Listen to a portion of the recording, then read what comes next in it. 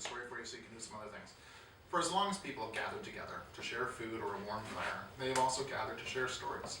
Stories of their families, of their history, stories of their cultures, stories of great deeds and of great heroes. I'm sure as time's gone by that some of these stories might have stretched or grown a little, making the heroes just a little taller, faster, and stronger. But then that's what makes such stories so much more interesting and exciting. This is one such story, the legend of Orion. Orion was a great hunter. He was known throughout the land as being the bravest and the most skilled. People even dared to compare him to Artemis, the goddess of the hunt and protector of animals. He spent a great deal of his time hunting and helping others. His fame spread. Then he fell in love. Merope was the daughter of King Enepion, who was a legendary ruler of Chios. Orion was taken by Merope's beauty and charm and would do anything to have her as his wife.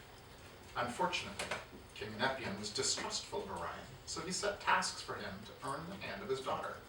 He would ask all sorts of things of him. At first, the tasks were quite easy for Orion, but Enepion continued to demand more and more of him.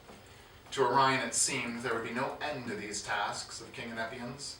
Eventually, Orion tired of this and tried to simply take Merope as his own. Enepion was outraged, and with some help, managed to put out Orion's eyes. Yes, now the famous hunter was blind. Helpless, he wandered away across the seas. It was said that as the son of Poseidon, he could even walk on water. Presently, he found himself on the island of Lemnos, where he encountered Hephaestus, the great blacksmith, to the gods. Hephaestus took pity on Orion and offered the help of his servant, Sedalion. Sedalion, he said, I can do nothing for our good friend Orion. Guide him to the easternmost part of the world to meet Helios. Surely he will help such a great hero. So, Orion the hunter, Orion the giant, hoisted Sedalion upon his shoulders and strode off to the east. So Orion hoisted Sedalion upon his shoulders and strode off to the east. Oh, right. Okay, so Orion took the hand of Sedalion and they walked together to the east where the sun rises. All through the night they walked together until they reached the edge of the land, where they waited for morning. Before long, with his 4 great steeds, Heraeus, Eos, Aethon, and Phlegon, Helios, the great god of light, came over the horizon, and the first rays of the sun returned Orion's lost sight. Orion, angered by how he'd been treated, returned to Chios to seek his revenge for being tricked and blinded by Enepion. Fortunately for Enepion, he had heard that Orion was coming for him, and he hid himself away deep in an underground cave.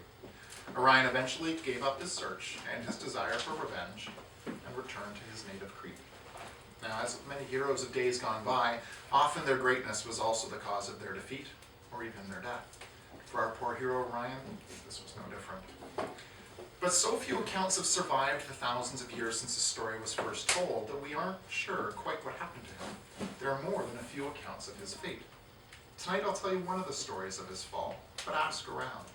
There may be others, even others here tonight, who know a different version of this tale.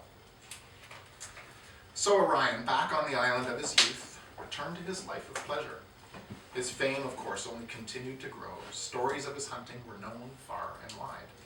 It so happened that one time when he was out in the forests, he came upon none other than Artemis, the goddess of the hunt, and her mother, Leto.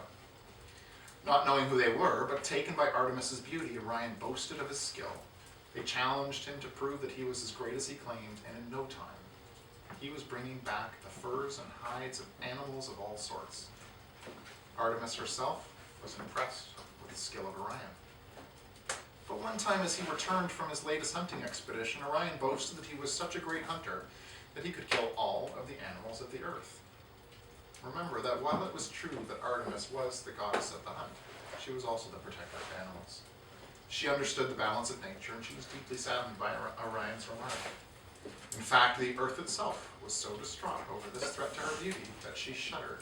An earthquake opened a crack in the land, and out came a great scorpion. Sure of his skill and strength, Orion decided to kill the scorpion, but soon he realized that he was no match for this mythic creature. He fought with courage, but even his great strength failed him. The scorpion stung Orion, and killed him. And thus the world lost its greatest hunter.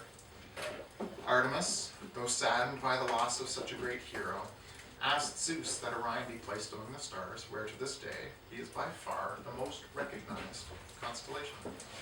But as a reminder, the scorpion was also put in the sky to forever chase Orion across, but never able to catch him again. Orion sets just as the scorpion rises. And that is the tale of Orion the hero.